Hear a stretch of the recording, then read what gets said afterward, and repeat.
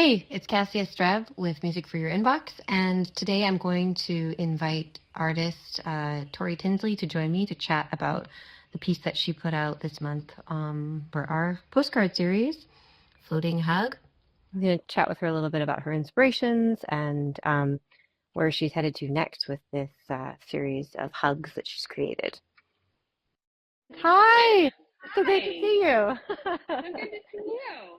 Well, thanks for joining us. I introduced you as a painter, animator, and sculptor. I Oh, hope awesome. those Yeah, the names all still ring true. great. And I wanted to talk to you today about this series of hugs, Yeah, which has been, I think, something you've been working on since, I want to say like 2017 is the yeah. earliest I could find online, which is so neat because you've been able to go really deep into this subject. I'm just going to show the postcard real quick so that folks know what we're Yeah, talking great. about. And this is actually the postcard that arrived to my house that I mailed. And so it's got like the stamp and the weather markings and whatnot. So it's very, it's like real mail art. I love that y'all are doing this, the whole project. So All of it. thanks. Yeah. So yeah, I read through the internet that you have degrees in art, but also in art therapy, Mhm. which kind of reframed this practice you have of painting these hugs. So could you Mhm. just tell, for the folks who did not stalk you on the internet for hours, Yeah. could you please talk a little bit about this series of hugs Yeah. and if we could sort of get a vocabulary going? Because I think what I'm referring to is these little figures, calling Mhm. them the hug. Who are not hugging there, but Right. yeah. So, yeah, my old background. I got my BFA in painting and drawing. I was going to do that, but I took a class in working with people who are incarcerated doing art, teaching them art, and I loved it. So my professor was like, maybe art therapy would be a good fit.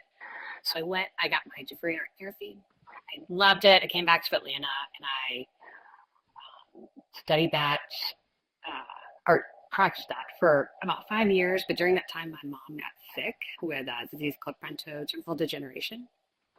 And so from that, um, I got very overwhelmed. I got really burnt out with my job and carrying the art therapy home and then taking care of things with my mom.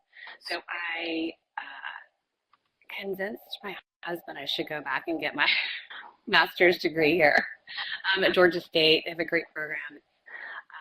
It's free to get in, 3 years. And so I spent that time really exploring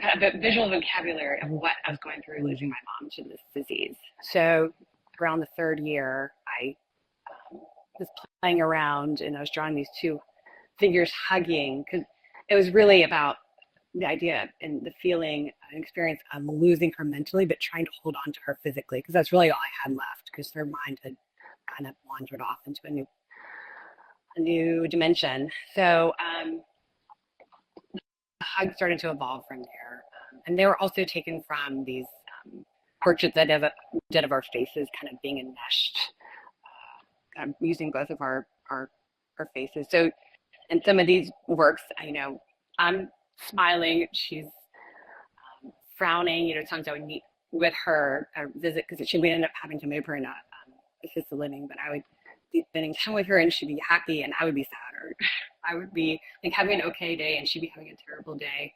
But so for me, the figures they can um, they can be switched. Like one is me, one is her.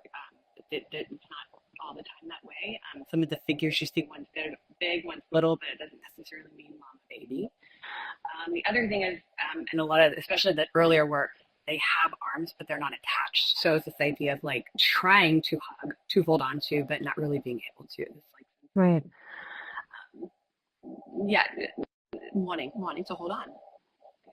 Well, I mean, I have so many things that this made me think of, and it was just, it's kind of a really deep well to kind of get into and talk Mm-hmm. about all these different themes. And one of the things that I wanted to ask you a bit about was, like this could have been like more literal, like a portraiture, like it could have been like a painting that's very clearly you and her, but you've made them sort of just fleshy and human-like with expressions. Mm-hmm. But they can be anyone. So it's like you've created it feels to me as an outsider like you Mm-hmm. created space for that to be me and someone that I care about, Mm-hmm. or to be two other people that I know who aren't even the same, like, because they're not even like skin color. Like they could be any race, they can be any gender. And I really was curious if that was intentional or if that's just sort of like, yeah, I was intentional in that. No, it came to be from a couple different things. There were studies I was doing for skin, but then I started to really juice them up. And there were also some artists I was studying at the time who I really admired using really bright colors, and to me, they're very emotive.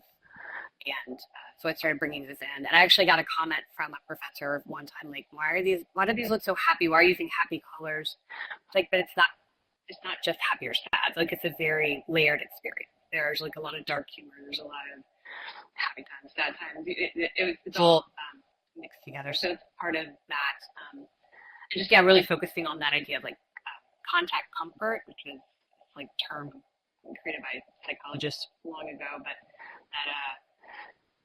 that mammals in particular are very sensitive and need touch, especially children growing up. It's very comforting, right? This idea of holding on. So I that's some areas where those colors came from me. Yeah. But I do love it when people tell me that a certain painting or sculpture reminds them of a loved one or their kids, doing something crazy. Or I even had these two like college kids like act out one of my paintings and like tag in it, which I thought was hilarious. It's the greatest fan art I've ever heard in my life. So good, so good. Yeah. But I do love that part. I mean, that's sort of how we came to find your work. Jen and I, my partner in this project of curating like sound films with visual art, was that we got the submission from these two artists who are called Anya Duo and Anshi and Zal, and they put on these bodysuits that kind of just left, it was almost like scuba suits, except they were this sort of pinkish color. And they're playing with electronics and making sounds, but in like a creek or a river, just in the forest here in Southern California. And we got the video and we were like, who are these like delightful weirdos like in the woods? I mean, it was just really joyful and a curiosity. And Jen had just seen your work online and was like, oh my gosh, I know the artist we have to pair with this. And then we were thinking like, oh, is it too on the nose? And I was like, no, we have to delight in the coincidence that is that these artists are all kind of pointing at this similar theme. And with the duo, it's more of an exploration and curiosity about sound, about the environment that they're in. And almost, I think by making them these fleshy blobs, it removes, like we understand that they are human figures, but it allows us to just kind of place any identity onto those. And that it's a really rich, like, I don't know, really, I keep saying rich and fertile, but it feels like. The other thing I was thinking about a lot as I was looking at your art, because I'm also a caregiver parent, and I know that you mentioned that you have a child in your online bio and stuff, is that your work seems very integrated in your personal life, in your family life. And I know it's a big choice because it's a choice that I like kind of make the opposite choice of always leaving everything really separate. And I don't sort of wear my parenting on my sleeve, if you will, and it doesn't really appear in my work, except it does, obviously, because I'm a human. But I'm really, I want to know, like, I want you to talk for hours about how you made this choice to integrate so like deeply your family, your personal life into your work. Even going back to high school, college, series I would do in classes, it would be about family situations. I think it's also what led me to do art therapy because I found so much benefit from, not even benefit, I mean, yes, it's beneficial, but I guess I couldn't or tear myself away from creating work about my own personal experiences and trying to process, whatever through that. Um, I would love to not make work about my own family or family ties, but it's always, I guess, at the top of my mind and what comes out in the work. Um, and since my mom passed, the hugs have kind of become few and far between. Sometimes I'll get a commission or something will come up where I'll do one, but things shifted. I have three kids. I have a 7-year-old and twins that are 3. So a lot of times I have just now started to be able to work again the past year or two. And so the work was starting to be about my kids' work, which I found just really fascinating in terms of they just make crazy stuff, and it's also beautiful. And so that started to come into the work, and now I'm like going on a totally different direction, maybe away. I don't know. I feel like it's still related to family, but and being a caregiver and all these things that we place on ourselves. But yeah, I don't know. I wish I didn't. I don't know why. It just No, I don't feels think you need natural to me. I don't think you need to make apologies. Like I'm in awe of it, and I'm inspired by it, and I'm sort of like almost looking to you to preach the gospel of like, like living as more integrated artists, because I do find the code switching to be really tricky. When you move through the world, when I'm the art person and I'm the parent and now I'm this, like caregiver and those kinds of roles, and it seems like you have come up with this way of like just integrating everything, and Mashing it all together. yeah, but I'm really yeah, I'm inspired. I think I just wanted to put a highlighter on that aspect of your work because it's something that really to me, and it made me think a lot about my own practice as an artist. And I think as being a woman, just trying to, if you say that you're also a parent, it can be challenging to be seen as anything other than that. Yeah. But when I look at your work, I see that you are a parent, but I think of you as an artist first. So that's, well, because I did also look through your sort of online portfolio. I think you scroll, there's a lot of hugs, and then all of a sudden there's this writer with knives. Oh, yeah, And I'm like, so like, is that what you're talking about? Is that where you're heading? Yeah, there's I'm still I've been very more prolific recently, and in the painting I've been wanting to share those. I think even before I'm really understanding where they're coming from. So I feel like either people know what I'm talking about or don't. But there have been these romantic fantasy novels that like all of my friends and family have been reading the past couple of years. I don't know if you're aware of these, but they're like top 10 New York Times bestsellers, and everyone's like, and they're making these movies and shows out of them soon. They're really popular, and I'm just like, I got this interest of like, why are all these people so interested in these books? What does that mean? What does it say about how we see ourselves as women? And so a lot of these characters are kind of like anti-heroes. I mean, they're trying to be all the perfect things in these books. They're just not quite there. And I feel like, I don't know, it's like not. And there's a lot of anger in them, a reflection of just feeling a bit just angry at the times and what's going on. And feeling like a little bit, I call them fab writers, but like they're a little fab. They're just like, they can't figure out how to like defeat the evil king. It's like they just quietly sit and they cry in a field. Like they're just not sure what to do. So I don't know. I'm just trying to figure out what exactly is going on, but I'm excited about it. And who knows? It may end in a month. I don't know, but I've been liking what I've been creating. Yeah. It's fun. Yeah, no, it's really neat, and it's kind of not to think of your work as like just an infinite scroll, and then we get to the new part of your grid, because obviously your work is, I mean, these are like, also importantly, they're enormous physically. Like they're not, I mean, I know I'm holding up this like little postcard, but it's they're quite large in scope and scale, and so they take a long time, I'm imagining, to create each individual piece.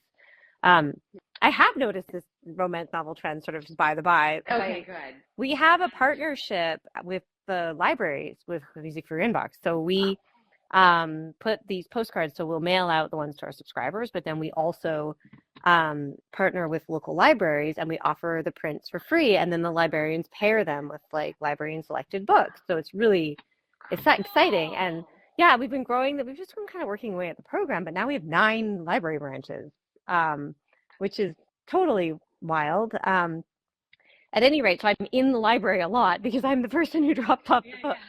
And also I have 3 kids of my own, so of course I'm at the library all the time. And every time I go to, when I can feel myself to the like adult section, not just like the kids and youth section of the library, they're like, check out our new releases. And I look, and it's all romance novels. Like that's all that the library's buying. Really, I don't know what's going on. Yeah. And I know that the circulation is based on like people's requests, right? Because I know that the library purchases books to respond to the patron request. So anyhow, so that you're not all... To be honest to everyone, I do love them myself. Oh, good. I'm not like saying they're terrible. Yeah. They are terrible. No, they're terrible, but I do love them. Yeah. No, I'm not judging. Just curious. Why? Yeah. Well, I think what was I? Oh yeah, sorry. You were talking about. Okay, there's this like one profound comment at the end of one of your. So because you just had a solo show, right, in Atlanta recently? Oh, I had I was in an I had a big installation that went up in a group show. Oh, okay. This past winter, and then I have a installation. Right. At the airport. But yeah. Okay, more on that in a second. But there was a thing that says human connectivity and why it's the only thing that matters. Like that was what the final statement of this group show was. It was talking about how your work is dealing with human connectivity, and it sounds like this next, these heroes in the field with the knives and the riders, and it sounds like that exploration is still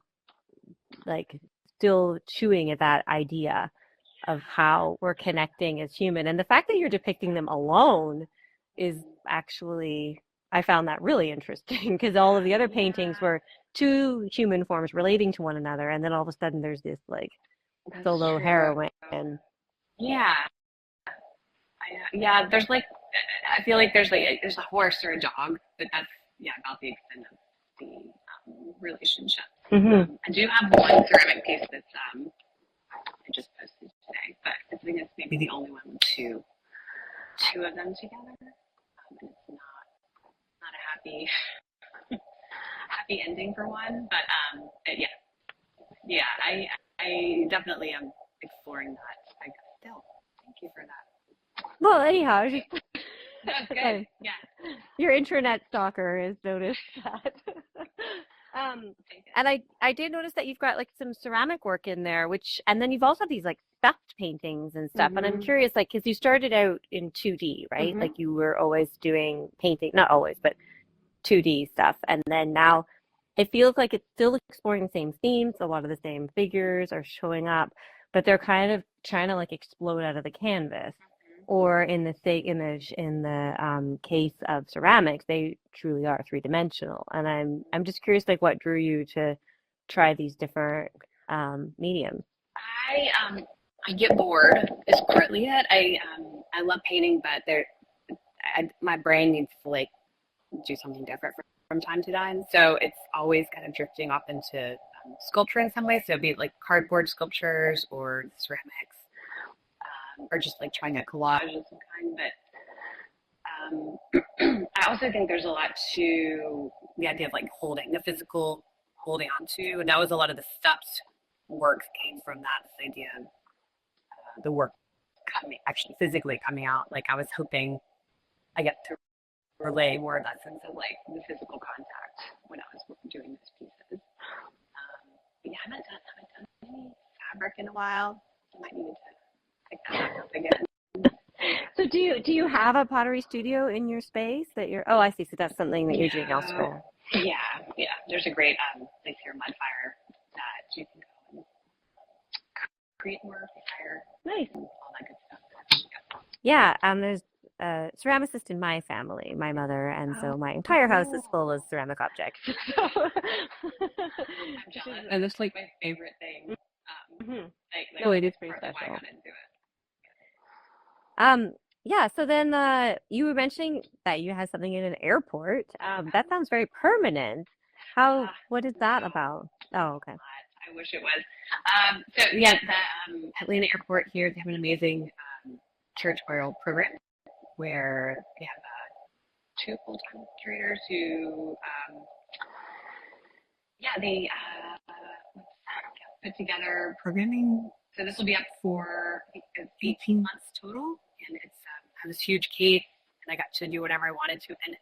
And it's an installation, and it's also about motherhood. It's called Everyday Carry Items, and it's like a big junk stuffed donkey carrying a figure who's like just given up, fallen back, and all the contents of their big bag have fallen on the ground. And it's about just all the things we carry mentally, physically, as caregivers, basically, or just people in this world. Hmm. Yeah, I do feel like there's a certain hopefulness to everything you're talking about, though. Like that's coming through. I guess I'm wondering if that Oh, is good. something you feel, or am I just projecting that No, onto your work? a lot of my stuff, I guess, is like the exercising a lot of my worries, but it's also I'm hoping a bit like funny because to me like we just need a laugh in life. If there's too much hard stuff, and we need like that release, and I'm hoping that comes through in work.